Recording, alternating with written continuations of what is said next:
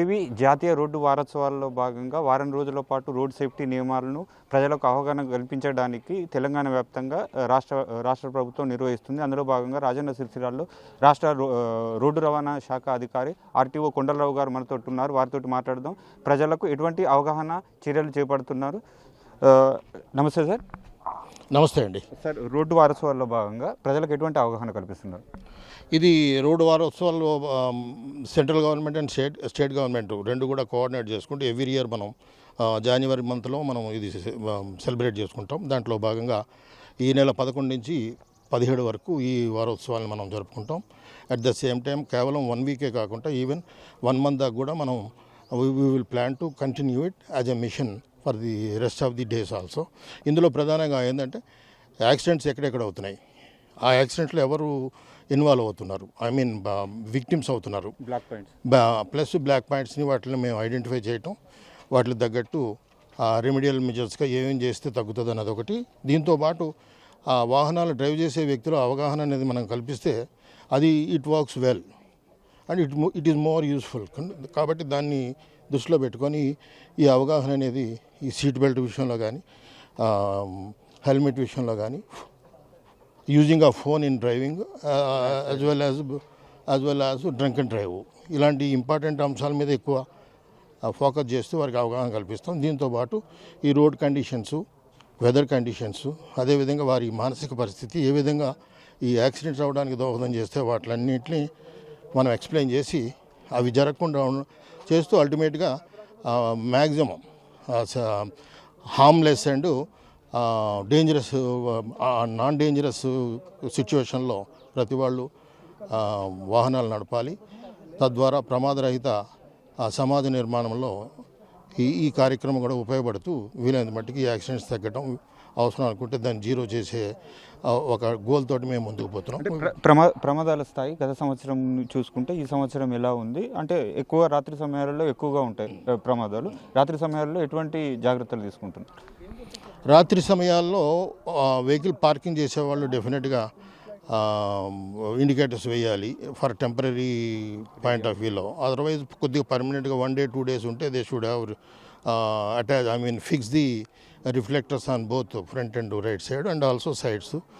Plus వీలైన మట్టికి main క్యారేజెస్లో ఈ రోడ్ అనగానే మెయిన్ క్యారేజ్లో కాకుండా దానికి సెపరేట్ బే ఉంటుంది. ఆ బేలో అక్కడ పెడితే ఉండదు. అదేవిధంగా ముందు పార్కింగ్ పాయింట్స్, పార్కింగ్ బేస్. అదేవిధంగా ఈ వాహనాలు డ్రైవ్ చేసేవాళ్ళు ముఖ్యంగా వాళ్ళ సైకలాజికల్గా ప్లస్ ఫిజికల్గా వాళ్ళు కంట్రోల్ వాళ్ళ మీద కంట్రోల్ ఉంటే వచ్చే ప్రమాదాన్ని ఎలాగ మనం తప్పించాలనేది ఉంటుంది. అలా కాకుండా హై స్పీడ్తో పోయేవాళ్ళు, డ్రంక్ అండ్ డ్రింక్ చేసి డ్రైవ్ చేసేవాళ్ళు, వీళ్ళకి కొద్దిగా రోడ్డు మీద అవగాహన, మనకి ముందు కనిపిస్తున్న ఆబ్జెక్ట్ మీద అవగాహన ఉండదు. కాబట్టి అలాంటి వాళ్ళు ఈ నైట్ టైంలో డెఫినెట్గా they are becoming. At the same time కొన్ని ఇంపార్టెంట్ ఇష్యూస్ మన టర్నింగ్స్లో కానీ లేకపోతే హిల్ ఏరియాలో కానీ ఓవర్టేక్ చేయకూడదు అనేది వారికి అవగాహన కల్పించాలి. అట్ ద సేమ్ నైట్ టైంలో కూడా డే టైమే హై స్పీడ్లో వెళ్తే చాలా డేంజరు.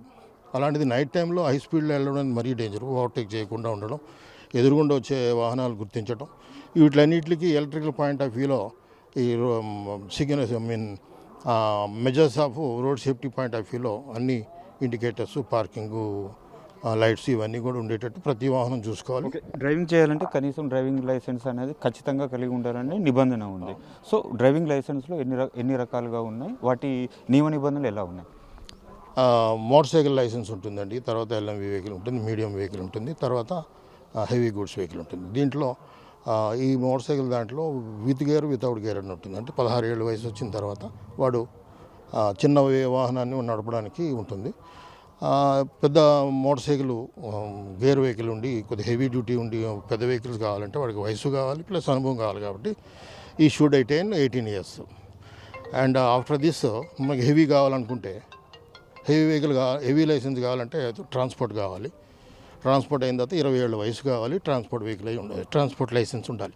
ఈ రెండింటితో అప్లై చేస్తే మనకి హెవీ లైసెన్స్ వస్తుంది. ఓకే సార్, అంటే ఒకవేళ నిబంధనలు అతిక్రమించినట్టయితే డ్రైవింగ్ లైసెన్స్ పైన ఎటువంటి యాక్షన్ తీసుకుంటారు? అది వితౌట్ లైసెన్స్ తీసుకుంటాం. ఏమైనా ఆ యాక్సిడెంట్స్ దాంట్లో ఇన్వాల్వ్ అయిన డ్రైవర్ కానీ లేకపోతే డ్రంక్ అండ్ డ్రైవ్లో ఉండేవాళ్ళు కానీ వాళ్ళ మీద ఫర్దర్గా కొంతగా యాక్షన్ అనేది ఉంటుంది. సస్పెండ్ బ్లాక్ పాయింట్స్ కింద యాడ్ చేస్తారా లేదంటే ఫైన్తో ఎలా ఉంటుంది అని ఫైన్ వేస్తాం. తర్వాత ఈ పాయింట్స్ కూడా అది కూడా we will see and we will examine how best we can punish the the drivers who doing mistakes. Especially ఒక యాక్సిడెంట్ అయింది అనుకోండి, యాక్సిడెంట్ అయిన దాంట్లో అది మేము సస్పెండ్ చేస్తాం licence for 3 months. Okay. So that ఇంకా ఫర్దర్గా వాటికి 3 months ఇంట్లోనే కూర్చోవాలి. అలాంటి భయాలు such regulations we are having and accordingly we are complying the all the provisions. Thank you sir.